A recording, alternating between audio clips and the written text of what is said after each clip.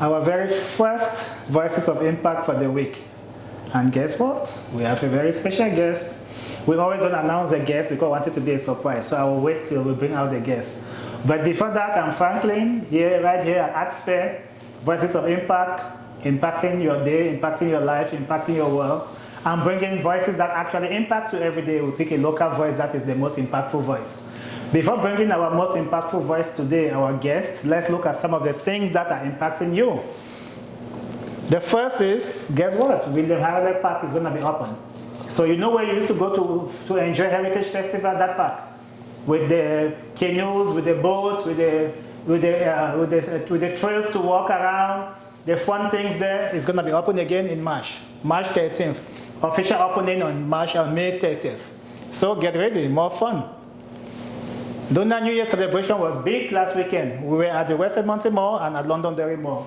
Big celebrations with a lot of dignitaries, lots of performances, lots of fun cultural expressions and exhibitions with a bubbly market. It was really fun. And that's what Edmonton is about from our perspective. Lots of culture, lots of art. Round Dance is going to be fun, exciting one coming up on February 13th. It's free event. It's organized by the City of Edmonton in partnership with this organization, and you can check that out. Free event. So if you're a business, the City of Calgary or the Calgary Police Service is asking you to be very careful. There's going to be a lot of break-ins. So we always want to give people information to save you money or make you money. So lock your cash valuables, put the sign that there's no cash in, cameras, alarms. Of course, suspicious activity reported, whether it's City of Edmonton or City of Calgary, but these tips are coming from the City of Calgary, so you know. So Center for Newcomers had a big Black History Month celebration, well attended, packed auditorium in Calgary. So we were there, our team in Calgary was there to share this rich cultural celebration for Black History Month. As you already know, we're going to say this every day. Every event taking place in Black History Month celebrations in Canada, in all major cities in Canada, we have it on our website. You cannot doubt where to go celebrate Black History Month. If you're in Edmonton, we have more than 40 events. You're in Calgary, we have more than 50 events. If you're in Vancouver, Toronto, Montreal, everywhere across the country, we have Black History Month events. We also have Lunar New Year events in Edmonton and Calgary, so check it out. And we are sharing some of these events. Black History Month went all the way to the cinema with some nice conversations on trauma and PTSD in men. So this was put by this organization, Mirror Room, and they did a movie at the Metro Cinema, if you like, Gano Theatre. So right there, close to White House, you have Gano Theatre. Not to miss anything. Oh, beautiful beautiful buffet in Edmonton. At the Wyndham Hotel in the south. I was right there to check it out. Second day was last weekend, and it was fantastic. So you say there's nothing fun in Edmonton, nowhere to go. We're always going to be bringing you fun stuff. Hawrelak Park is coming. New buffet place, Eggcellent Forest Brunch Cafe, if you want to call it Eggcellent. Not excellent, Eggcellent. That's an interesting name. So check this out. Every Saturday and Sunday you have buffet. So enjoy, have fun. Lot to enjoy in Edmonton. The Jubilee Auditorium will be hosting, of course, the gospel concert for NBCC, the gospel concert. That's the biggest Black History Month celebration in Edmonton.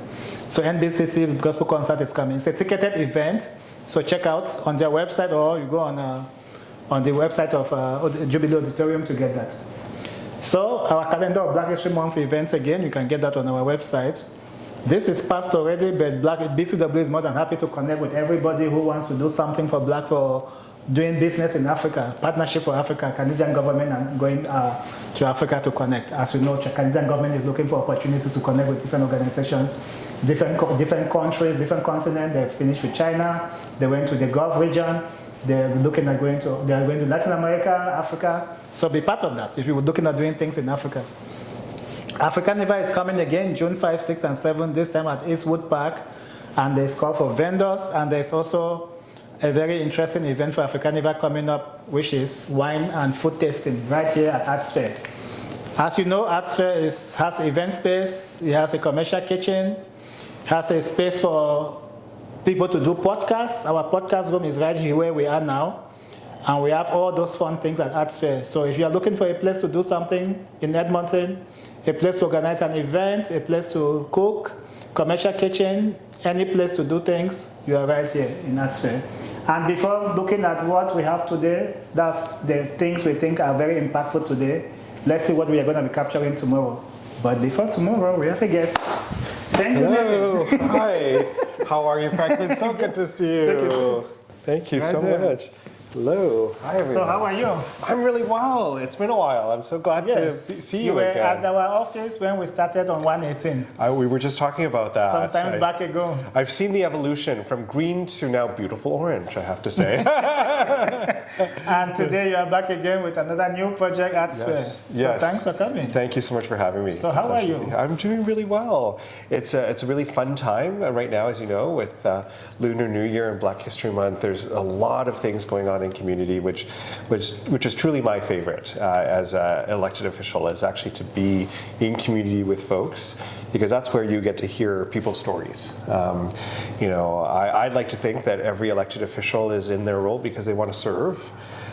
They want to do something positive and impact their community in some way. And I think for me, what that means is being amongst people, because that's where you get to understand where people are coming from, understanding what impacts their lives, what their needs are.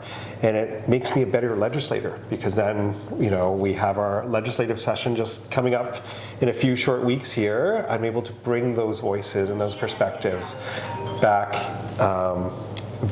to the legislature. Yeah. Good. So you had a wonderful 2025. How would you summarize your 2025 before we come to 2026? Yeah. Well, personally, I feel very lucky. My family is doing well. Family members. There were some health issues with older family members, and they're doing well.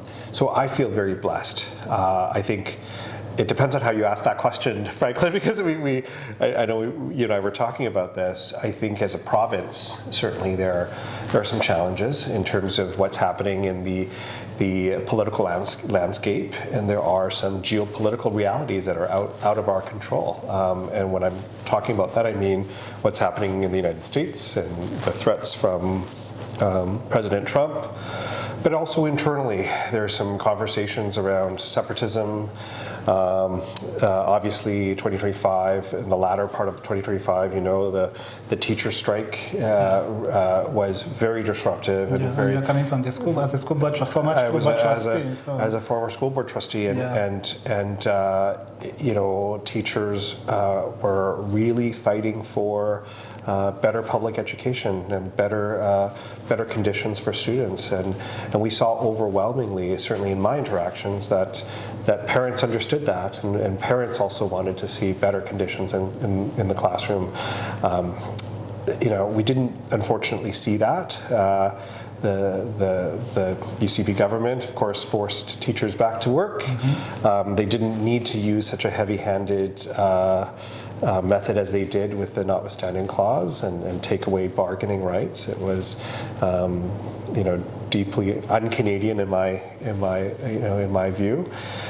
But and they also sent teachers back. This government sent teachers back without solving any of the problems, right? The large class sizes, the lack of supports for students, and at the end of the day, students deserve the best education possible. We're not seeing that right now in Alberta, so that's really unfortunate. That certainly is a big issue, was a big issue, and still continues to be, because I don't think the fight is over. I think we continue to advocate for students and for teachers and for our school system.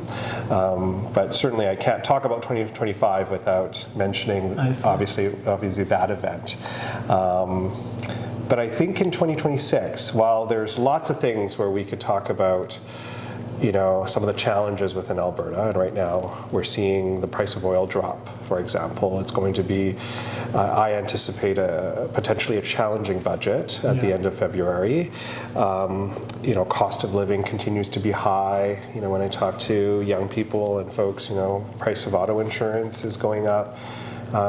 Life is not easy, but I like to believe in truly the resilience and the potential of Albertans, and I think in 2026, hopefully, there will be some opportunities in which we can have really positive conversations about what we can do together, all of us, all Albertans, to build a better province. Now we capture that optimism and take it to the festival seasons and events. And, so how have you celebrated Black History Month, Lunar New Year? Yes. At the end of the month, we are going to be looking at Ramadan. Yes, my goodness. so many things. This is a busy month. It is going to be a busy month, but Franklin, you and I are, I think, I'm almost at as many festivals as you are, right? I think you might top the cake there. You're everywhere, and really do appreciate that. But I think it's such a phenomenal way of celebrating community. And when I say community, I mean that sort of globally. You mentioned at the top of the show that there was a celebration on Londonderry. I was there. I was at the Lunar Extravaganza, Westminster Mall. I think the Vietnamese community also had theirs. And yesterday I was at the Together Festival, which is this incredible festival of local vendors and artists right in the heart of Chinatown at Pacific Rim Mall. And talking to some folks there, a lot of people didn't even know that we have a mall in Chinatown. Did you know that? You do. You know that? No, I've seen it, but I've not really been there, which is good. Yes. Good, because we always want to find the nice places in Edmonton to share. Yes. So that's a good thing we are going to note for our summer tours of Edmonton. Yes, and you know, Chinatown, if you haven't been there, is such an incredible gem. Really great restaurants. I know that it has a reputation that precedes it, but I often don't believe that to be fair. It's changed there is so much, and there is such a vibrant group of young people and people of all ages, frankly, that are working hard to make sure that we revitalize this critical part of Edmonton's history and this wonderful community that we have, which is Chinatown, truly a gem, a destination. And those watching, we mentioned last week the tour